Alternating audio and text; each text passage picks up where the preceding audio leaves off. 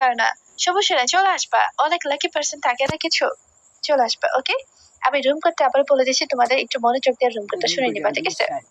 2060706063 2060706063।